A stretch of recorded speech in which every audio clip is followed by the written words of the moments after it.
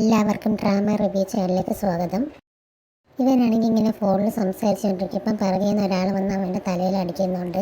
ആ ഷോക്കിൽ അവൻ പെട്ടെന്ന് തന്നെ ഫ്ലോറിലോട്ട് വീഴാണ്. അവൻ്റെ തലയിൽ നിന്ന് മുഴുവനും ബ്ലഡ് വരെയാണ്.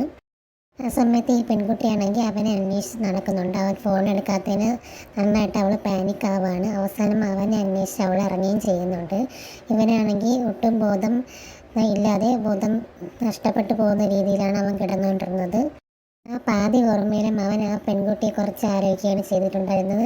അവരെ കുറിച്ചിട്ടുള്ള നല്ല സ്വീറ്റായിട്ടുള്ള മൂമെൻറ്റ്സ് ഒക്കെയാണ് ഇവൻ ആലോചിച്ചുകൊണ്ടിരുന്നത്.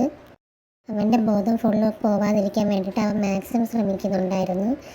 അങ്ങനെ കുറേശ്ശായിട്ട് അവന് ബ്ലഡൊക്കെ ലോസ് ആവുന്നുണ്ട്. അവൻ്റെ ഹെഡിൽ കൂടെ നന്നായിട്ട് ഇഞ്ചുറി പറ്റിയിട്ടുണ്ടായിരുന്നു. അതുകൊണ്ട് തന്നെ ശരിക്കും ബ്ലഡൊക്കെ പോകുന്നുണ്ടായിരുന്നു.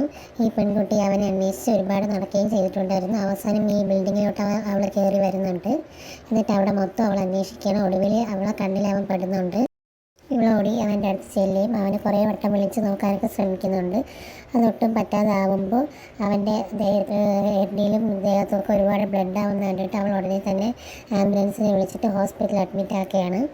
അങ്ങനെ ട്രീറ്റ്മെൻറ്റൊക്കെ കഴിഞ്ഞിട്ട് അവൻ അവിടെ ബെഡിൽ കിടക്കുകയാണ്. പക്ഷേ അവന് ബോധമൊന്നും വന്നിട്ടില്ല. അവൻ്റെ മൂക്കിൽ ഓക്സിജൻ ട്യൂബൊക്കെ ഇട്ടിട്ടുണ്ടായിരുന്നു.